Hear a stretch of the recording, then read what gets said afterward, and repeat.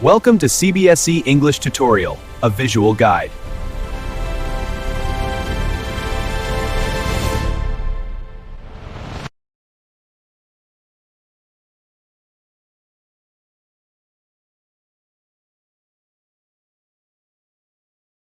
Milwaukee, located in the state of Wisconsin in the United States, lies on the western shore of Lake Michigan, one of North America's Great Lakes.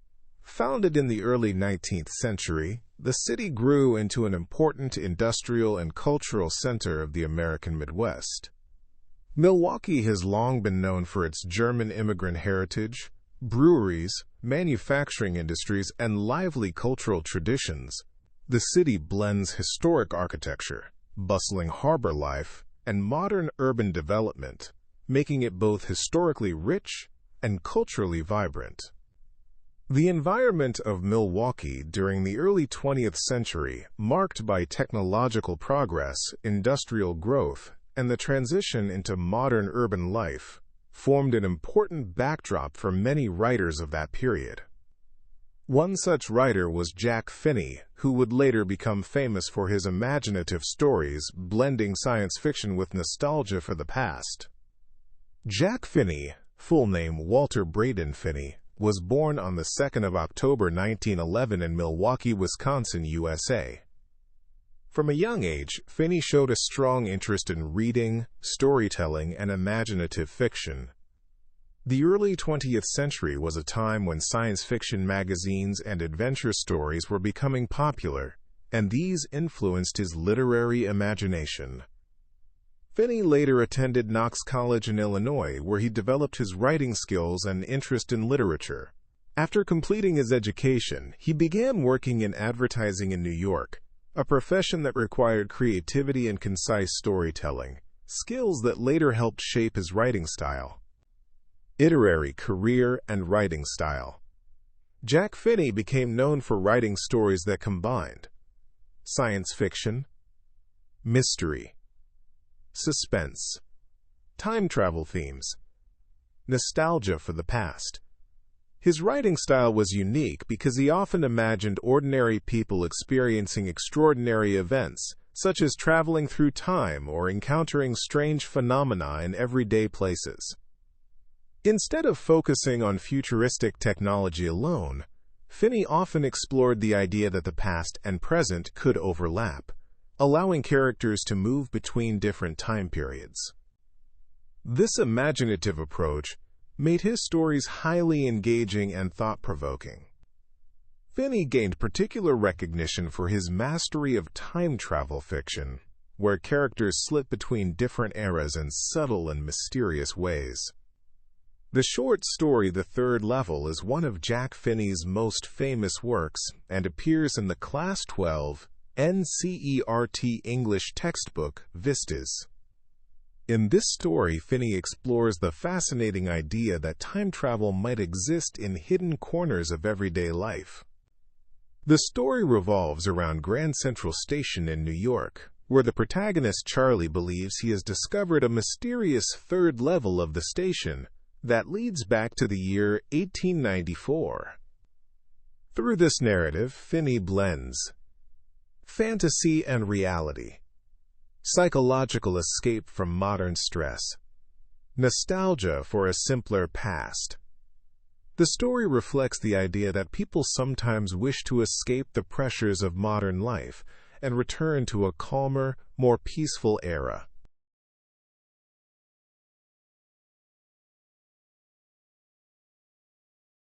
We live in a world defined by a specific kind of tension, an era of overwhelming stress, daily insecurity, and the constant shadow of war. Charley is a 31-year-old commuter in a tan gabardine suit and a straw hat. He is an ordinary guy, passing dozens of men who look exactly like him, just trying to get home to his wife. But Charley makes an impossible claim. He swears he has discovered a secret third level deep beneath Grand Central Station. It is a claim that defies the official record. The presidents of the major railroads would swear on a stack of timetables that only 2 levels exist. This creates a fundamental question. Is Charley experiencing a severe psychological break, or has he actually stumbled upon a literal tear in the fabric of time? To find an answer, Charley goes to see his friend Sam, a psychiatrist who represents the grounded voice of modern reason. Sam's diagnosis is clinical. He calls the third level a waking dream wish fulfillment, a product of Charley's unhappiness and a desperate need to escape a frightening world. Charley's friends agree. They view his hobby of stamp collecting as a temporary refuge from a reality he can no longer handle. Charley isn't convinced. He notes that his grandfather lived in a peaceful era and still collected stamps, and even President Roosevelt was a philatelist. While the desire for escape is universal, dismissing the third level as a mere coping mechanism ignores the very specific physical details of Charley's journey. The journey begins on a late summer night at Vanderbilt Avenue. Charley decides to take the subway instead of the bus, simply to save time. He walks down the steps to the first level for the intercity trains, then down another flight to the suburban second level. Grand Central is a notorious labyrinth. It is a place where commuters frequently get lost in a tangle of unmapped tunnels and arched doorways. To Charley, the station feels alive, growing organically and pushing out new corridors and staircases like the roots of a giant tree. He enters a corridor that begins angling left and slanting downward.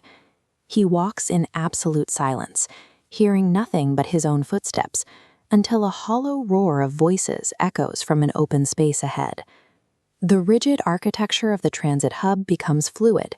The station acts as a threshold, physically transporting a mind seeking a way out. Charley exits the tunnel and finds the station transformed. The room is smaller, the booths are made of wood, and the lighting comes from flickering open-flame gaslights. The crowd is dressed in a style from a different century. He sees derby hats, pocket watches, handlebar mustaches, and women in dresses with leg-of-mutton sleeves. At the newsboy's feet, Charley sees a stack of The World, a newspaper that hasn't been in print for generations. The lead story mentions President Cleveland. Charley would later confirm this exact front page in the public library archives. It was printed on June 11, 1894. This is his chance. He goes to the ticket window to buy 2 tickets to Galesburg, Illinois, a peaceful town where the summer evenings are long and the world is still at peace. But when Charley tries to pay, the clerk stares at the modern bills. He calls the money a fraud, and Charley is forced to flee to avoid a 19th century jail. The dream of escaping to a simpler past is interrupted by the physical rules of the present. Charley is left trapped in his own timeline. The next day, Charley withdraws his life savings and pays a premium at a coin dealer to acquire $300 worth of old-style currency, but he can never find the corridor again. Eventually, his wife grows worried, and Charley returns to his stamp collection. Then the story takes a sharp turn. Sam, the skeptical psychiatrist who diagnosed Charley's experience, vanishes without a trace. To understand what happens next, we have to look at a first-day cover. Collectors mailed these envelopes to themselves on the day a new stamp is issued, and the postmark definitively proves the date. The verifiable missing persons case and this physical, historical evidence give Charley's experience a new, concrete weight. While looking through his grandfather's oldest stamps, Charley discovers an impossible first-day cover he has never seen before. The postmark is dated July 18, 1894. The stamp is a dull brown image of President Garfield. Inside, the paper isn't blank. It is a letter from Sam, written from 1894 Galesburg, telling Charley that he has found the third level and inviting him to come back. The irony is absolute. The psychiatrist who diagnosed Charley's jumping through time as a delusion is the one who escaped to the past to open a hay and feed business. Sam's letter forces us to confront a final possibility.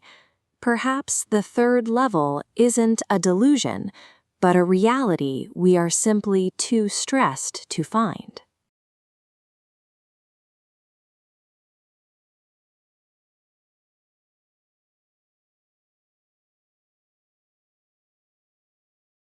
Now let us explore some of the important literary devices used by Jack Finney in the story The Third Level. First, we have symbolism. The third level itself is a powerful symbol. It represents a psychological escape from the harsh realities of modern life. Charley longs to leave behind the stress and insecurity of the present and move into a peaceful past. Another symbol in the story is stamp collecting. For Charley, collecting old stamps becomes a temporary refuge from reality. It allows him to connect with history and preserve memories of a simpler time. Grand Central Station is also symbolic. It represents the complexity and constant movement of modern life, and at the same time it reflects the many layers of the human mind. Next is imagery. Jack Finney uses vivid descriptions to contrast the modern world with the past. The modern world is filled with anxiety, tension, and insecurity. In contrast, the past is described with warm and nostalgic images such as gaslights, brass spittoons, derby hats, and four-button suits, creating a charming picture of life in 1894. Another device used in the story is metaphor. The psychiatrist calls Charley's experience a waking dream wish fulfillment. This metaphor suggests that Charley's discovery of the third level may simply be a mental escape created by his imagination.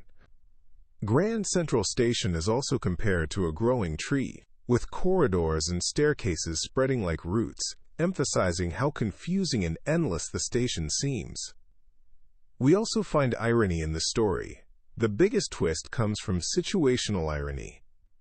Sam Weiner, the psychiatrist who initially dismisses Charley's experience as an illusion, eventually discovers the third level himself and escapes to 1894.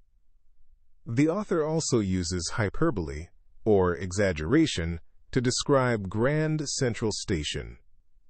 The station appears so large and complex that it feels as if it is constantly growing new corridors and hallways. Similarly, similes appear in descriptions such as corridors spreading like roots or the station expanding like a tree. These comparisons make the place feel alive and endlessly expanding.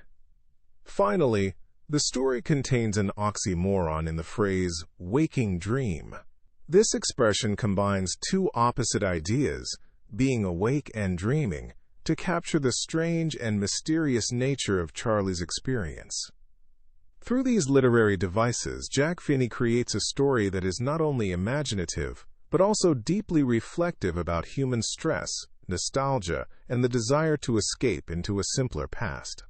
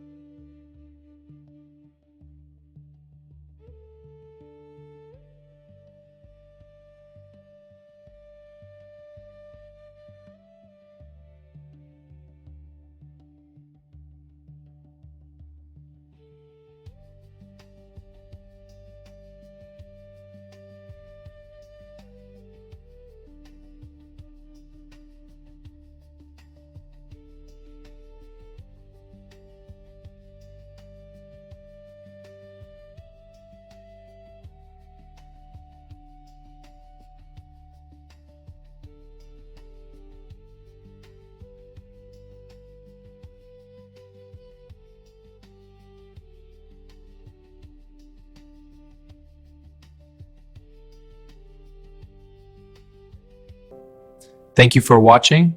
See you again in a bit.